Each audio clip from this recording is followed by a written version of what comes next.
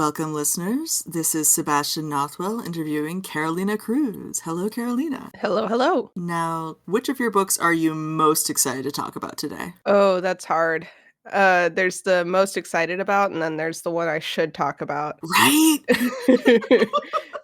Because I'm very excited about the horror project, but I also am so close to finishing this fantasy trilogy. I think I should probably focus on that. Tell me more about this fantasy trilogy. It's a trilogy following a god of death in a kind of low magic fantasy setting, and the humans who kind of have to put up with him starts when he picks a criminal to be his prophet, and the church isn't happy about that. And then as we move through the world, we get to learn more about why he is the way he is and why the humans are the way that they are, and just get to know a bunch of fun characters. Are you excited to be building to the conclusion of this arc, or do you think that there are more stories in this world for you afterwards? I'm really excited to be done with this arc. I've been working on it since 2017. I was actually in the middle of another NaNoWriMo project in November of 2017, late November. And I was like, I'm kind of bored with this. I'm going to screw around with just a character and see where it goes. And now in 2024, I'm like, I have built this world so much. There's so much lore. Working within kind of a confined setting that has so much going on in it at this point, instead of getting to kind of put new things in there, it has been really interesting and also kind of tiring. So I'm really excited to like bring this really exciting story to its conclusion and then be able to do other things. I am very excited, both for the conclusion of this and also to see what other things you come up with, because I have to say, you write across a wide breadth of genres.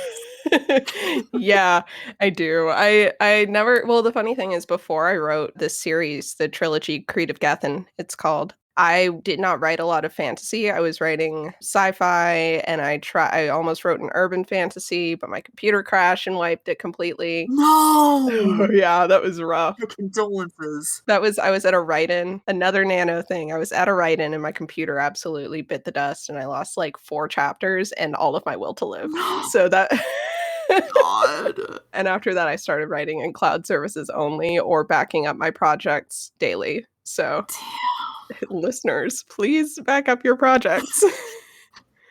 I feel like that's a lesson every author has to learn once. The hard way. But God, what a lesson. Yeah, no, not a fan of that. But yeah, no, fantasy wasn't really like the thing that I was really going to dive into, even though I loved reading it. And then with this series, I'm having a lot of fun, but I'm ready to write other genres because I think there's other things that I can get to do. And it's still fantasy. A lot of it's still going to end up being fantasy, but it's going to be very different, I think. There are so many different flavors of fantasy to play with, is the thing. Yeah, it's my favorite thing about the genre, honestly. So what would you say overall drives your storytelling? It's kind of a mix between characters and themes. Because I always start out with the character and the concept. So for the trilogy, I started out with my main character for Unwanted Prophet. Her name's Quincy. And all I had was her in prison. And that was pretty much it. And I started building around that. And then about halfway through like my plotting, I was like, oh, this story is about something. This story is about what it's like to be someone who does not conform to the church's, the Christian church's idea of the like ideal Christian, despite trying really hard and despite being told that you're welcome, and like what it's like to be like that, and what it's like to have to deal with people telling you that you're not wanted even when you're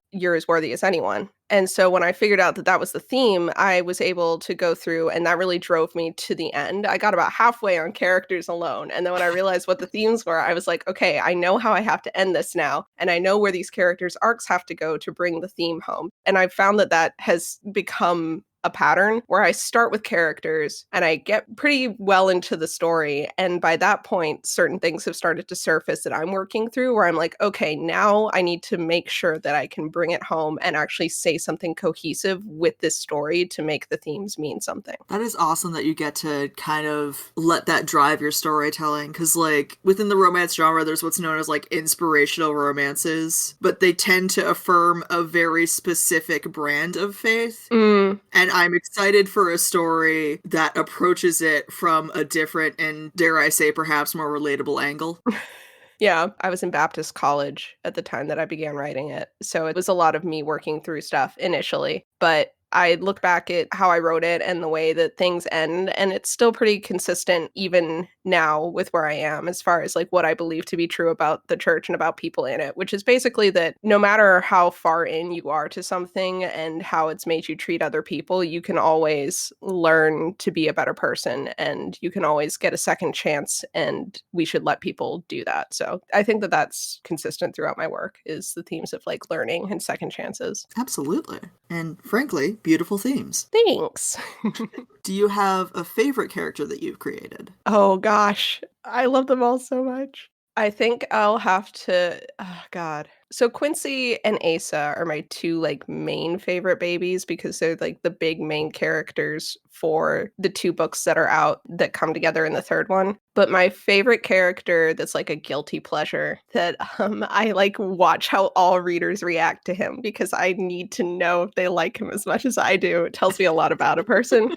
Is Marlowe. He's a menace. The best ones always are. Yeah, right? I think so anyway.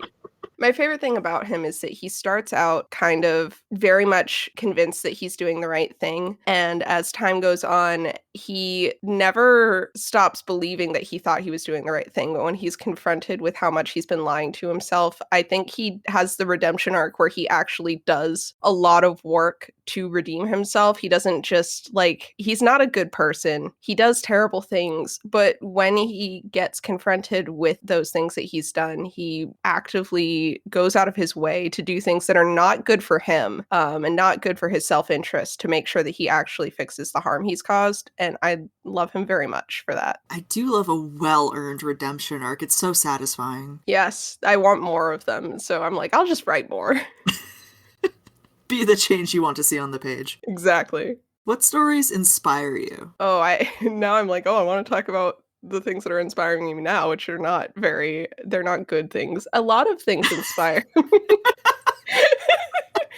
I'll be honest. So the good things, like the really amazing things that like leave me breathless and inspire me to tell stories that affect people the way that they have are like Annihilation and almost everything Mike Flanagan's ever directed and Neil Gaiman, like The Sandman and stuff like that. I'm like, this stuff that talks about humanity and self-destruction. One of my favorite tropes, for lack of a better term, is when there's like an otherworldly being, some supernatural creature that doesn't really get humanity and is so outside our understanding of humanity that they do things that we think are cruel, but it's just because they don't understand what cruelty is. And then that creature meets a human that completely changes how they view the world. So like Doctor Who and Sandman and The Good Place and all of this stuff. Every time I really love a story, I am like, oh no, it's just that trope again. It's the same thing. Here's the thing, it's a great trope. It's so good. And there are so many different ways it goes. Like in The Sandman, the arc where he meets the same guy at the pub every like 100 or so years. Yes. I am obsessed with that. I love that relationship of admitting that you need someone when you're somebody who has been able to exist on your own for so long and thought yourself above relationships for so long. And then one person who you don't even really like cracks that. Ugh. I don't know. Absolutely beautiful stuff. God, if only we all could tell those stories, right? Like, right? Do you want to touch on the bad stuff that inspires you? Maybe I do. I'm just considering. Yeah, the bad stuff that inspires me. I have such a huge soft spot for the genre of 2000s like gothic action horror. Yes. I don't know when it started to get worse because for a while it lied under the surface. But recently, I think it probably was when my spouse and I started watching the Blade trilogy. Hell yeah. And I was like, this goes so hard. And then we watched Hellboy. And then we watched all the Resident Evil movies. And then we watched Van Helsing and League of Extraordinary Gentlemen. And most recently, we watched a movie called Frankenstein's Army, which I would not recommend to anyone, but I loved it. And I'm like, I don't know, there's just something about the absolute gaudy, unapologetic way that Repo the Genetic Opera, that was an absolutely, oh like, my God, mind bender for me. Yeah, that destroyed my brain. I was like, this is everything that it's just they're so unapologetic about the stories that they tell and the tropes that they're using and like just letting characters be over the top and like quote unquote badass. It's a very, like, glorious form of self-indulgence. It is. Just, like, right out there for all the world to see. It is. It's like we want to, screw like what's the word I'm looking for? Historical accuracy. I want to make a Gatling gun crossbow or some Yes. shit. And I'm like, oh my god, hell yeah. It makes me want to listen to Korn.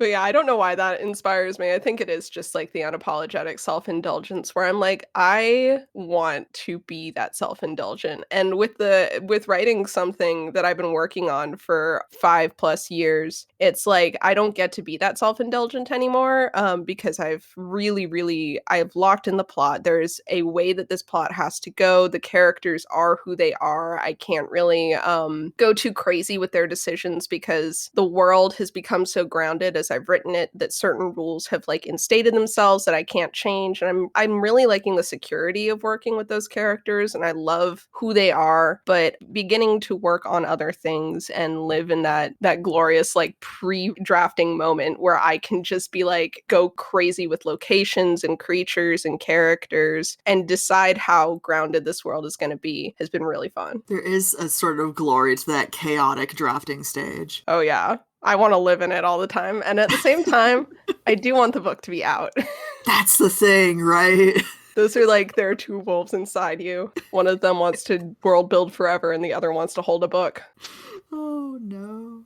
What is the number one thing you want readers to take away from your books? I think I talked about it a little earlier, but it's mostly that everyone has their own shit going on. And while that doesn't mean that you should let them get away with anything, it does mean that when they start to come around, you should not shut them out for things that they've done previously. I think like there are real world examples I can think of even just recently where someone has begun down a trail of figuring out that what they were doing before is no longer okay. And a lot of people are like, well, but they did these other things that were bad before now. And it's like, yes, they did, but like so did you and so did I. And we all should probably let people learn and encourage that. So I think that that's something that pretty consistently gets explored in my books. And I'm like, I want to explain myself here and be like, but I know the nuance of this and that, but I explore those nuances in the books. So stuff like having to set boundaries on people who hurt you while understanding that they are a person worthy of living their own life well in other areas, but you don't have to be a part of that. Like all of that is stuff that I kind of branch off and explore in my books. And I want people to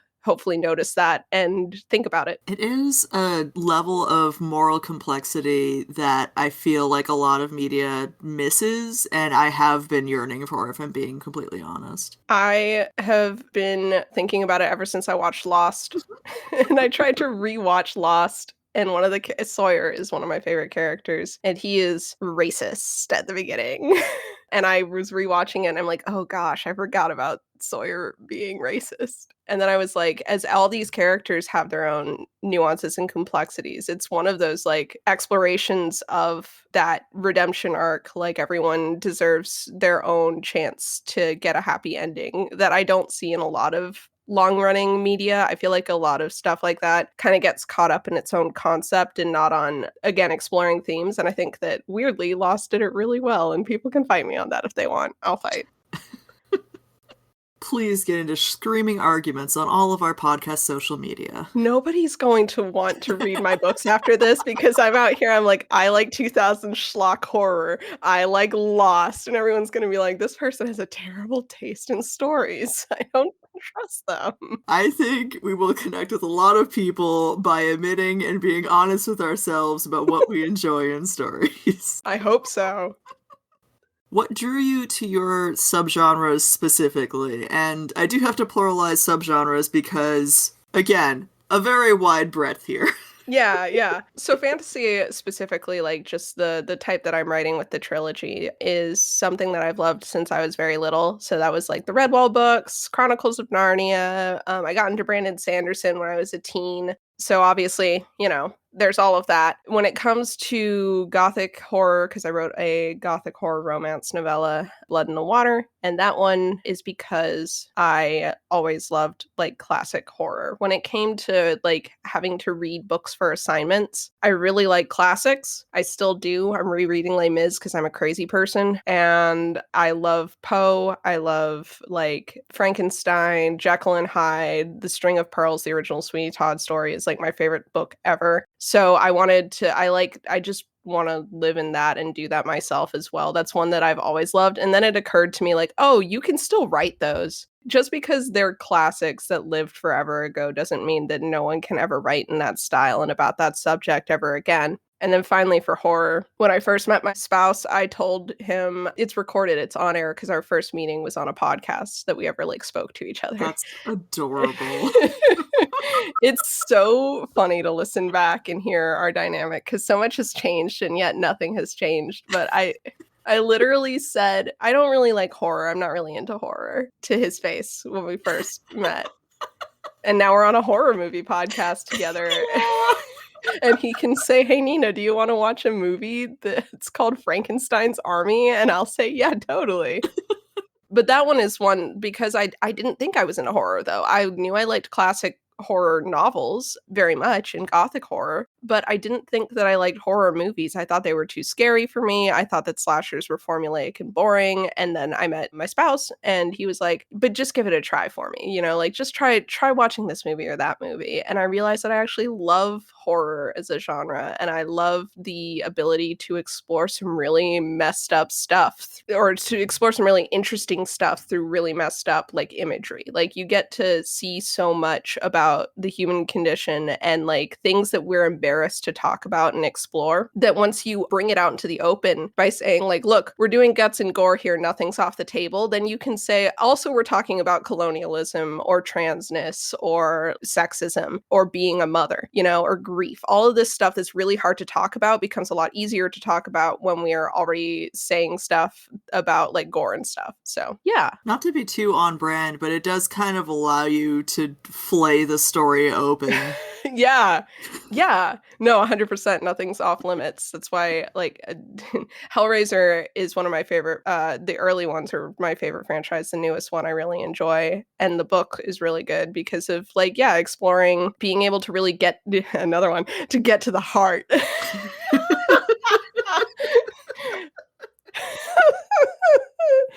But to get to the heart of the issues that are being discussed instead of kind of pulling our punches, you know, it's why like stuff like Black Mirror, despite not being horror, when you try to discuss things to the fullest of their concept and really take them to their natural conclusion, a lot of the time you do stray into horrific territory because some things just are scary. And if we're going to talk about them honestly, we're going to get there. Absolutely. And circling back to String of Pearls and the original Sweeney Todd, it does kind of delight me how the internet has kind of reinvented the Penny Dreadful and repopularized serialized storytelling. Yeah, I love it. I was excited to see you take advantage of that with Blood in the Water. That seemed like a lot of fun. Oh my god, the dual perception, like the dual POV bi-weekly publishing was entirely inspired by Sweeney Todd. But while at the same time, I will fully admit, when I reread, because when I read it the first time, I read it just straight through. When I reread, I tend to skip a lot of Joanna's sections because I...